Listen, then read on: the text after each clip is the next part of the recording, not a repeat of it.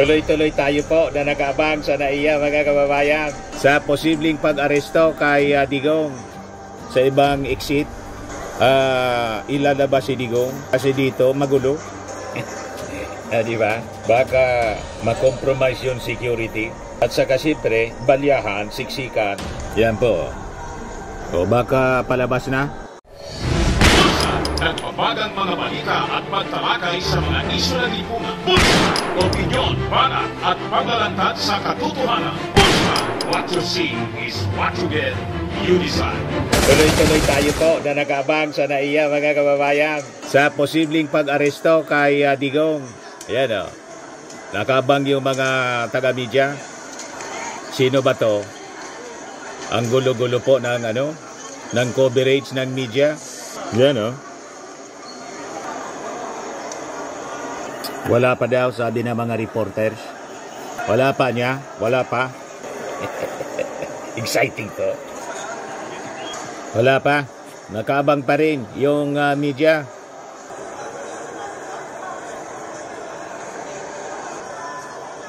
Baka sa ibang sa ibang exit, ilalabas si Digong kasi dito magulo.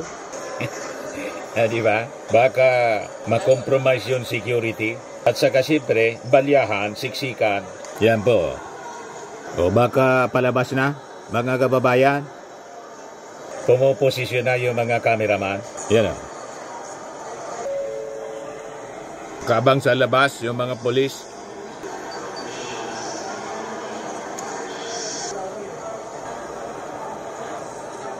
Ang daming polis po nakadeploy. Ang lesson dito mga kababayan, malinaw. Yung pagmamalabis talaga po. Walang kakahantungang mabuti. Di ba? Sabi nga natin, itong mga kinasangkutan na problema ng mag-amang Duterte, sila man lang po yung may kagagawa nito. Kung nanahimik sana sila, hindi nang gulo. Di ba? Walang ganito po. Kaya lang choice nila. In-underestimate nila mga kababayan ang kakayahan ng ating gobyerno. Kasi dati silang nasa gobyerno. Sila yung administrasyon dati. So ito na ngayon, sabi nga natin, dainin pangpang na daing kampang. Yung pangpang ng dagat, laging may katapat. Dagat man yan o ilog, ang pangpang ng ilog, laging may katapat yan. Pati mga international reporters, nagla-live po, nagre-report. Korean yata ito. Or baka Chinese. Full coverage po. Sa NAIA. Yan o. O ngayon, sa report ng UNTV, dumating na si Digong sa NAIA. Ito po o.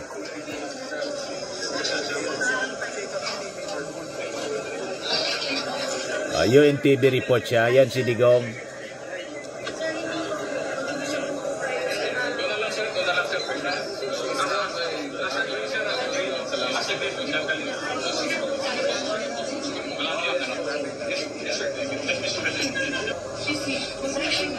Ayan po si Digong, mga kababayan.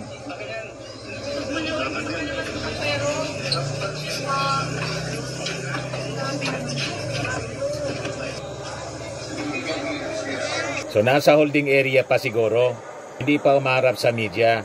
Nakaabang pa rin yung mainstream. Pero may nakuha na yung UNTV kanina na footage ng pagdating ni Digong. Kasama yung kanyang pamilya. Ayan po.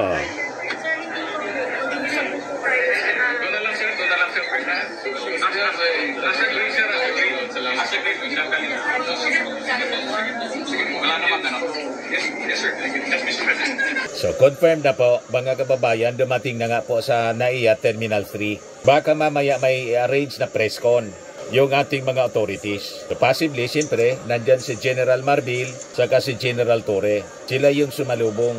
Yan o. May official statement na pala po yung Presidential Communications Office. Yan po mga kababayan, sabi dyan, kaninang madaling araw, 15 minutes ago, natanggap na ng Interpol Manila ang official copy ng warrant of arrest mula sa International Criminal Court. Ika 9:20 ng umaga ngayong araw, Marso 11, 2025 ang dating Pangulong Rodrigo Duterte at ang kanyang grupo dumating sa Manila mula sa Hong Kong sakay ng Cathay Pacific CX-907. Sa kanyang pagdating, inihain ng Prosecutor General ang ICC notification para sa isang arrest warrant sa dating Pangulo para sa krimen laban sa sangkatauhan or crimes against humanity. Ang dating Pangulo at ang kanyang grupo ay nasa mabuting kalusugan at sinuri ng mga doktor ng gobyerno. Siniguro na siya ay nasa maayos na kalagayan.